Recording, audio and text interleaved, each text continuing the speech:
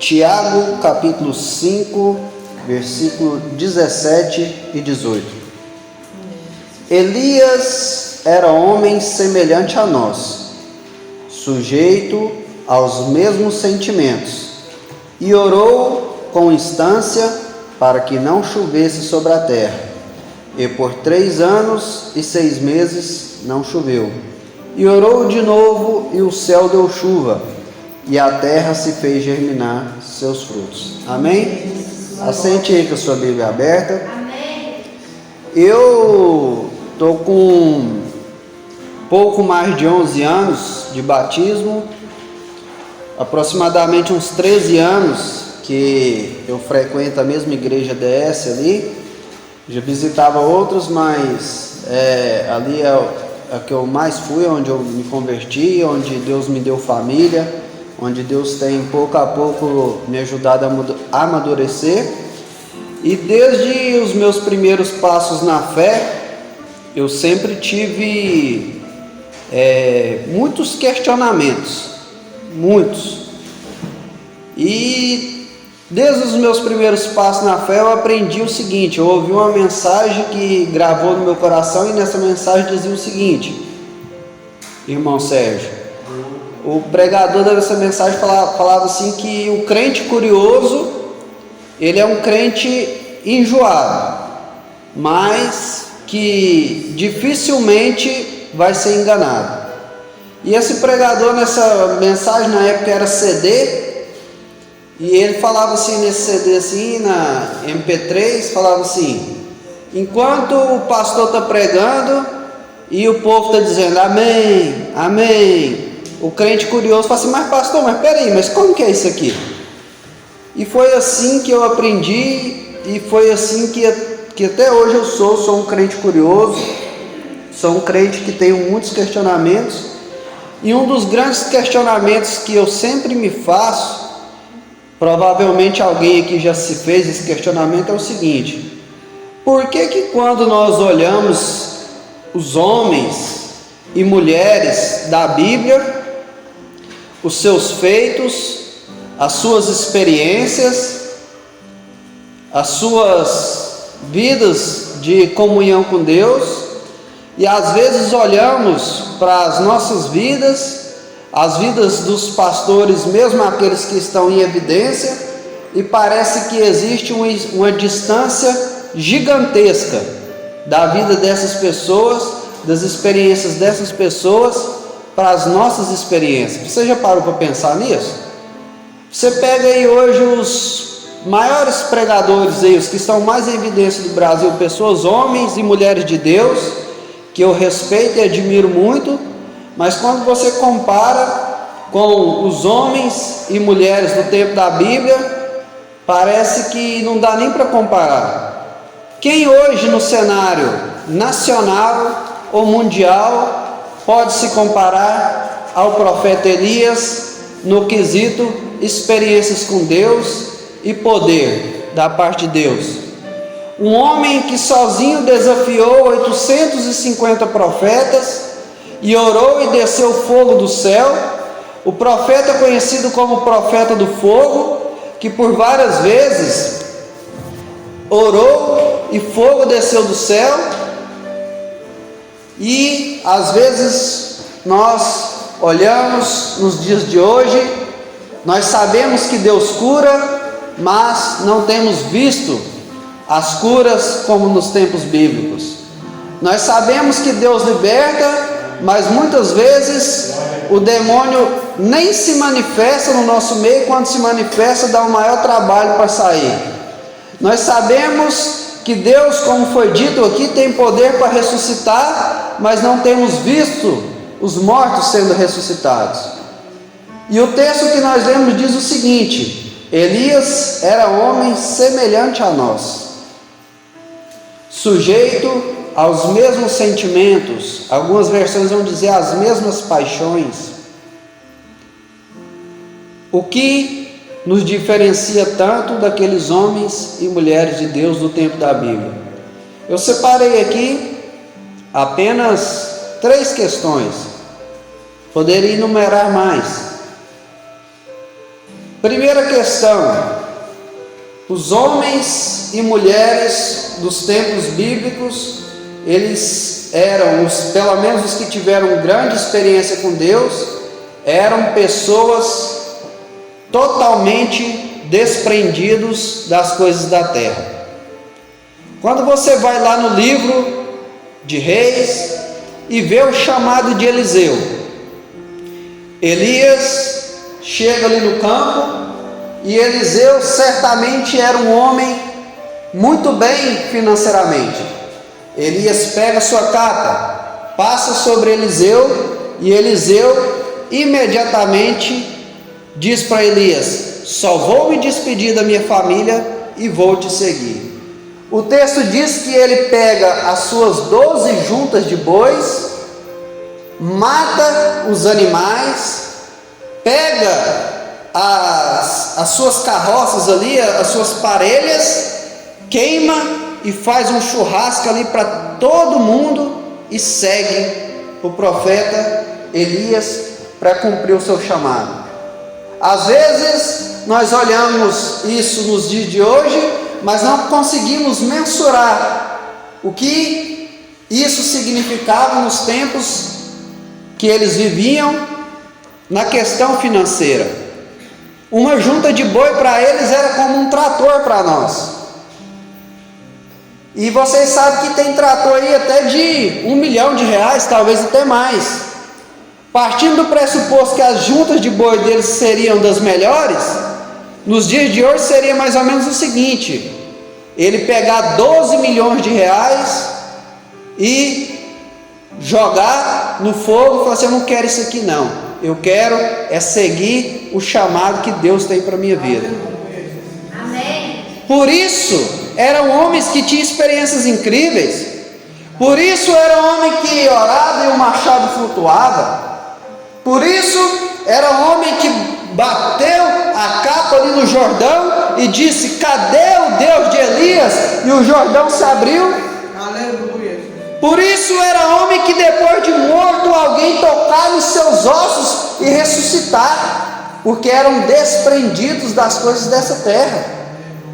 Hoje, quando o pastor Tiago, estou falando um exemplo aqui porque nós estamos aqui, mas isso é em todos os lugares, fala para a pessoa: vamos me ajudar, estou precisando de você em tal departamento. Aí a pessoa diz: nossa, mas eu trabalho tanto. Nossa, mas tem dia que eu chego atrasado. Nossa, mais isso, mais aquilo. Se o pastor Natanael precisar de alguém, pessoal, eu preciso de você para você ir pastorear em tal lugar. Aí a pessoa já pergunta: quanto que é o salário? Que jeito que é a casa que eu vou ficar? Quanto que é isso? Como que é aquilo? As pessoas hoje, elas querem negociar as coisas espirituais. Isso fica claro com os pregadores famosos. Todos nós teríamos vontade de escutar um pregador desses que estão em evidência, um cantor desses que estão em evidência, mas cada dia fica mais difícil.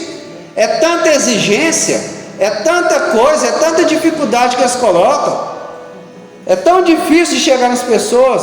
Por isso, mesmo os grandes pregadores e cantores, nós não vemos acontecer na vida deles o que a gente vê nas páginas da Bíblia. Você vai ver sobre essa questão de pessoas desprendidas das coisas da terra. Pedro, pescador profissional, naquela época era uma boa profissão, pescou a noite inteira, não pegou nada. Aí Jesus fala assim: vai ao mar alto e lança a rede de novo. Ele fala: mestre, pesquei a noite inteira, não peguei nada, mas segundo a tua palavra eu os lançarei. Lançou, fez a melhor pesca da sua vida. Após ele fazer a melhor pesca da sua vida, Jesus fala assim: agora larga isso aí tudo e segue. De novo, para vocês entenderem o que significa isso, nos dias de hoje é mais ou menos o seguinte: a pessoa tem uma empresa, aquela gente com a empresa está devagar, simboliza a pesca da noite inteira e não pegou nada. Aí na hora que a empresa estoura, na hora que todo mundo quer contratar a empresa, na hora que está tudo dando certo na empresa, aí o Espírito Santo fala para a pessoa: larga essa empresa aí e segue-me. que eu vou fazer de você um grande homem de Deus, uma grande mulher de Deus. E ele largou. Foi o que aconteceu com Abraão. Sai da tua terra, do meio da tua parentela, e vai para a terra que eu te mostrarei, e farei de ti uma grande nação. Foi o que aconteceu com Mateus, que até então se chamava Levi. Jesus chega na coletoria e diz: Levi, segue-me. Imediatamente, o texto diz, ele seguiu. Levi ou Mateus era um funcionário a serviço do governo de Roma, a maior potência da época. Nos dias de hoje seria semelhante a pessoa ser concursado num dos mais altos graus de trabalho no serviço público, como se ele fosse um desembargador, um juiz. Aí imagina, irmão Sérgio, a pessoa é um desembargador da vida e fala assim: vamos fazer a obra. Quanto que é o salário? Não tem salário não. Como é que é a casa que eu vou ficar? Não, nós vamos mandar aí no meio aí do... qualquer lugar que nós parar, nós dormimos. Se não tiver dinheiro, nós joga o anzol ali na boca do peixe, o peixe vem com dinheiro. Vamos começar a viver experiências sobrenaturais. Isso é fé. Isso é fé. Por isso eles viviam coisas, experiências grandes que nós não vivemos. Segundo ponto. Primeiro ponto eu disse que eram pessoas desprendidas das coisas da terra. Segundo ponto, eles tinham uma capacidade enorme de abrir mão do seu conforto para ser bênção na vida dos outros. Meus irmãos, sabe uma coisa que falta na vida da igreja, na minha vida, na vida de cada um de nós? Capacidade de abrir mão do nosso conforto para ser bênção na vida das outras pessoas. Acabamos de ouvir da nossa pastora, está com o bebezinho lá doente, uma noite fria, fresca, ela é salva. Se ela morrer hoje, ela vai para o céu. Se a trombeta soar hoje, ela vai para o céu. Por que ela largou ali seu nenenzinho doente, veio aqui e largou seu conforto? Por quê? Para servir vocês. Para adorar a Deus, sim, mas adorar a Deus, ela podia adorar a Deus em casa, mas principalmente para servir vocês. E é isso que falta para nós. É isso que falta para nós. Capacidade de abrir mão do nosso conforto para servir os outros. Moisés era chamado de filho da filha de Faraó, era neto de Faraó, tinha todo o conforto do Egito, tinha toda a riqueza que o Egito poderia oferecer, tinha todas as regalias que o Egito poderia oferecer, mas ele abriu mão disso tudo para quê? Para sofrer com o povo de Deus no deserto, para ser mal compreendido, para ser maltratado. Saiba você, tem aqui jovens, tem aqui crianças, tem aqui pessoas adultas. Se você quer ser um verdadeiro servo, uma verdadeira serva de Deus, saiba o seguinte: você, por mais que você abra mão, por mais que você tente ajudar, por mais que você ame, muitas vezes você vai ser mal compreendido, mal compreendida. Foi assim com Moisés, foi assim com Paulo, foi assim com Pedro, foi assim com Jesus, e é assim com todo servo e serva de Deus que quer viver uma vida piedosa. Aleluia. Quantos testemunhos nós ouvimos de mulheres que saem para a igreja para orar, para adorar, para orar para o marido, e o marido não é crente, e chega em casa, o marido xinga, de nomes pesadíssimos, fala que estava fazendo isso e aquilo, coisas que eu não tenho nem coragem de falar aqui dentro da casa de Deus. Mas vale a pena, irmão, ser perseguido por causa da justiça. Aleluia. Vale a pena. Glória a Deus. Quando nós olhamos a vida de Paulo, Paulo era membro do Sinédrio, homem com um currículo invejável. Se fosse nos dias de hoje, Paulo era como se fosse um dos ministros do Supremo Tribunal Federal. Mas Paulo disse que tudo aquilo que ele tinha, todas as regalias, todas as pessoas bajulando, todo o seu currículo religioso, ele falou assim que tudo aquilo ali para ele era como esterco, comparado às revelações que ele tinha de Deus. Aleluia! Por isso foi um homem que foi ao terceiro céu. Por isso foi o homem que sozinho trabalhou mais do que os outros, todos os outros apóstolos juntos. Por isso foi o homem que teve experiências de ressuscitar mortos. Por isso foi o homem que teve experiências grandiosas com Deus. Da mesma forma, Moisés falava face a face com Deus. Teve experiências de mais de uma vez jejum sobrenatural de 40 dias e 40 noites na presença de Deus. Então, primeira coisa que aqueles homens tinham, que falta para nós: desprendimento das coisas da terra. Segunda coisa, capacidade de abrir mão do próprio conforto para ser bênção na vida dos outros. Aleluia, glória a Deus. Antes de passar para o terceiro e último tópico, sobre essa questão de capacidade de abrir mão do nosso conforto, imagina só, nós somos aqui talvez menos de 20 pessoas, mas se cada um de nós aqui, próximo culto é quinta? Sexta-feira. Se cada um de nós aqui de hoje para sexta-feira colocar no coração, eu vou trazer uma pessoa que está precisando aqui, eu tenho certeza que nós trazemos. E eu vou te provar isso aqui com um exemplo que eu sempre gosto de dar. Se o pastor Tiago falar aqui para vocês, aqui, mandar lá no grupo da igreja de vocês, falar assim, ó, pastor Natanael liberou aqui o seguinte: um pix de R$1.000 para cada visitante não crente que vocês trouxerem aqui sexta-feira que vem. Trouxe, entrou ali, anotou na porta, o pix no final do culto está na conta. R$1.000 por pessoa. Eu falo para vocês que a igreja, se brincar, não cabe não.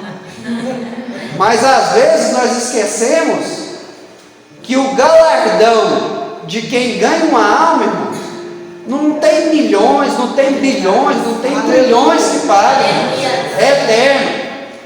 Talvez eu poderia trazer aqui 5 visitantes e rapidinho gastar esse dinheiro, mas o galardão de ganhar uma alma, irmãos, é eterno. Amém? Glórias a Deus. Aleluia. Terceiro e último tópico aqui, porque aqueles homens viveram experiências extraordinárias e nós não vivemos. Firmeza em suas convicções. Primeiro exemplo que eu quero dar aqui de firmeza em suas convicções: Daniel, um jovem que foi tirado do seu país para servir em outro país. Provavelmente Daniel, como era um eunuco, ele era castrado. Provavelmente Daniel viu os babilônicos matar muitos amigos seus, talvez até os seus próprios pais e parentes. Daniel tinha tudo para ser uma pessoa revoltada. Daniel tinha tudo para ser um adolescente revoltado e falar assim: eu não quero saber desse Deus de Israel, não vou adorar esses outros deuses aqui. Mas Daniel tinha firmeza em suas convicções. A Bíblia diz que quando ele chegou lá, ele propôs firmemente no seu coração não se contaminar com as iguarias, os manjares da Babilônia. Passou 3 reinados, 3 reis, e lá no finalzinho do livro de Daniel, você vai ver um desses reis dizendo o seguinte: és tu o mesmo Daniel? Passou décadas e Daniel era o mesmo, firme, crente, fiel, firme em suas convicções. E hoje, para nós, homens de Deus, principalmente para nós pregadores e obreiros, falta firmeza. Falta firmeza. Às vezes aqui na igreja a pessoa tem uma conversa, mas chega perto de pessoas no seu trabalho ou amigos em algum lugar, a pessoa já tem uma conversa mole, já é maleável. O servo e a serva de Deus tem que ser firme, É se ensina ou não. Glória a Deus. Eu vi um pastor dizendo o seguinte, que alguém chegou nele e disse o seguinte: pastor, mas você não acha que nós temos que rever essa questão de ideologia de gênero? Você não acha que nós temos que ser mais maleáveis? Porque os adolescentes estão tudo partindo para essa parte, não é melhor tê-los aqui dentro da igreja? O pastor falou assim, ó: longe de mim aceitar o que Deus abomina. É essa firmeza que nós temos que ter. Todos são bem-vindos a esta casa. Todos são bem-vindos a essa casa. Mas a partir do momento que a pessoa se torna um membro, e ainda mais se ela almeja vir aqui no altar ministrar louvor, ou que seja dar uma saudação, ela precisa estar com as suas vestes lavadas, ela precisa estar em santidade, e ela precisa estar de acordo com essa palavra. Não adianta nós querermos alargar o caminho, porque ele sempre vai continuar estreito. Não adianta nós queremos abrir as portas, porque ela sempre vai ser estreita. Aleluias? Amém. Então nós precisamos de firmeza em nossas convicções. Outro caso é os 3 amigos de Daniel. O rei faz uma estátua. Quem não adorar, quem não se prostrar, vai ser lançado no fogo. Tocam as músicas, tocam os instrumentos, eles não se curvam e são denunciados. O rei, antes de executar o juízo, dá mais uma chance, fala para eles o seguinte: ó, eu vou aquecer a fornalha 7 vezes mais, se vocês não se dobrarem, vocês vão morrer, e não tem Deus que livre vocês da minha mão. Sabe o que eles disseram? Se Deus quiser nos livrar, amém. Se Deus não quiser, nem assim nós prostraremos diante dessa estátua. Olha a firmeza que esses homens tinham. Se fosse muitos de nós hoje, eu fico pensar o seguinte: eu dobro aqui, mas meu coração é eu e Deus. Eu ajoelho aqui, mas Deus que sabe, Deus sabe. Porque hoje nós somos covardes. Hoje nós somos medrosos. Por isso nós não vivemos a experiência que eles vivem. Deus é o mesmo, Deus não mudou. Nós que somos uma geração molenga, uma geração que às vezes não tem coragem de fazer algo a mais para Deus. Mais um ano se aproxima. Toda virada de ano, cada um faz suas promessas, cada um faz suas previsões, cada um faz suas vai ser assim, vai ser assado, vou emagrecer, vou fazer academia, vou ser aluno da escola dominical, isso e aquilo outro. Coloque nos seus objetivos: eu quero mais de Deus, eu quero ser mais fiel, eu quero ser desprendido das coisas dessa terra, eu quero ter experiências com Deus, eu quero me gastar pelo Evangelho. Uma oração que nós temos feito ali em casa é a oração que Paulo fez: e nada tem a minha vida por preciosa, contanto que cumpra com alegria a carreira que eu recebi do Senhor. Amém? Amém. Eu agradeço a oportunidade e peço vocês, orem por mim, orem pela minha família, porque nós também somos carentes das orações dos irmãos. Amém.